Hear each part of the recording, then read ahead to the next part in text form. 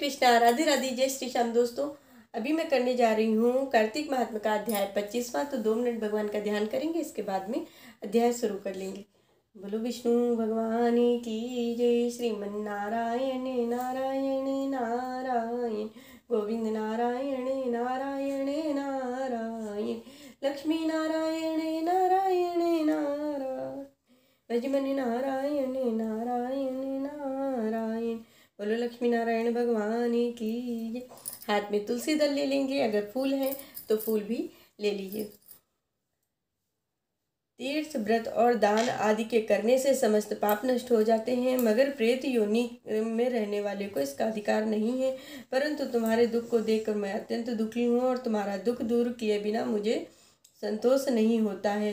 तुम्हारे पाप बहुत भारी हैं, क्योंकि यह 3 योनियाँ बहुत बड़े पाप करने वाले को ही प्राप्त होती हैं, और प्रेत योनि तो थोड़े से पुण्य से नष्ट नहीं हो सकती है। लेकिन मैं तुम्हें इस योनि से अवश्य ही छुड़वाऊंगा। इसलिए मैंने जो कार्तिक का व्रत किया है उसका आधा पुण्य तुम्हें देता हूँ, क्योंकि यज्ञ, दान, तीर्थ यह सब निश्चय ही कार्तिक के व्रत के पुण्य के समान हैं। कार्तिक के व्रत के पुण्य के समान है। नारद जी कहते हैं, हे राजन, इतना कहकर धर्मदत्त ने उसको ओम नमो भगवते वासुदेवाय या द्वाक्षर मंत्र सुनाया और तुलसी का जल उसके ऊपर छिड़का।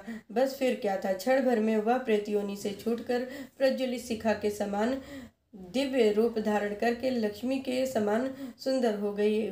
तब वह धर्मदत्त को दंडवत प्रणाम करके प्रसन्नता से गदगद होकर बोली, हे ब्राह्मण, आपके आशीर्वाद से मैं इस घोर नरक से छूट गई हूँ। मुझे पाप सागर में डूबती हुई के लिए आप नौका के समान हैं। नारद जी ने कहा, हे राजन, अभी कला इस प्रकार कही रही थी कि वहाँ भगवान विष्णु के गढ़ एक दिव्य विमान लेकर आए और विमान के द्वार पर अप्सराएं और गढ़ बैठे हुए थे। धर्मदत्त ने उन सबको देखकर दंडवत प्रणाम किया।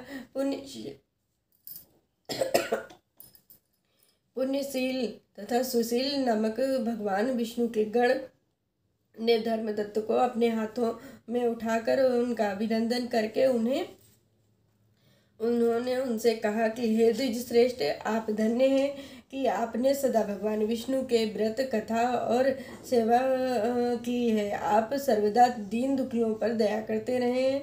आप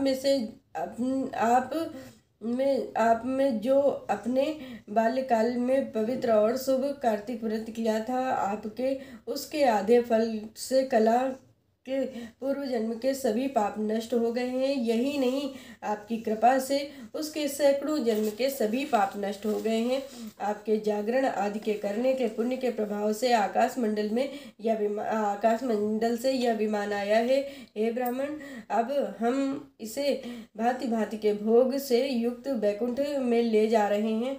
आपके दान पुण्य के प्रभाव से, कार्तिक व्रत तथा तुलसी के पूजा के प्रभाव से अब यह भगवान विष्णु के निकट रहेगी। आप भी इस जन्म के पश्चात अपनी दोनों स्त्रियों सहित वैकुंठ लोक में भगवान विष्णु के समीप रहेंगे और मुक्ति प्राप्त करेंगे।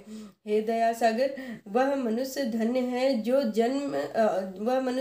है और जन्म उन्हीं का फलीभूत है जिन्होंने तुम्हारी तरह भगवान विष्णु की भक्ति की है, क्योंकि भगवान विष्णु अपने भक्तों का भला सदैव ही करते हैं। वह सब कुछ देते हैं जिन्होंने प्राचीन काल में उत्तान पद के पुत्र को ध्रुव स्थान में पहुंचाया है, जिनके स्मरण मात्र से प्राणियों की सद्गति हो जाती है।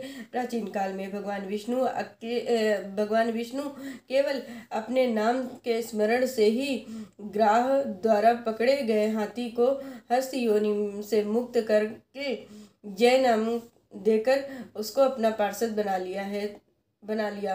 तुमने उसी भगवान विष्णु की सेवा की है। इसी से तुम अपनी दोनों स्त्रियों सहित 1000 वर्ष तक भगवान विष्णु के समीप रहोगे।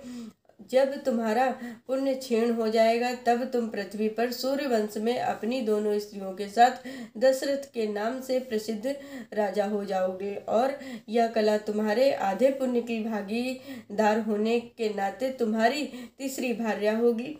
भगवान विष्णु तुम्हारे पुत्र के रूप में तुम्हारे निकट रहेंगे और देवताओं का कार्य करेंगे। भगवान विष्णु को प्रसन्न करने वाले तुम्हारे कार्तिक व्रत से अधिक महत्वपूर्ण यहाँ दान, तीर्थ आदि और कोई भी नहीं है। हे दया सागर, तुम धन्य हो, क्योंकि तुमने जगत गुरु भगवान विष्णु को प्रसन्न करने के लिए कार्तिक का व्रत किया है, जिसके आधे पुण्य के फल की भागीदार इस कला को इस समय हम अपने साथ भगवान विष्णु के लोक को ले जा रहे हैं। बोलो भगवान विष्णु की जय, बोलो लक्ष्मी नारायण भगवान की जय।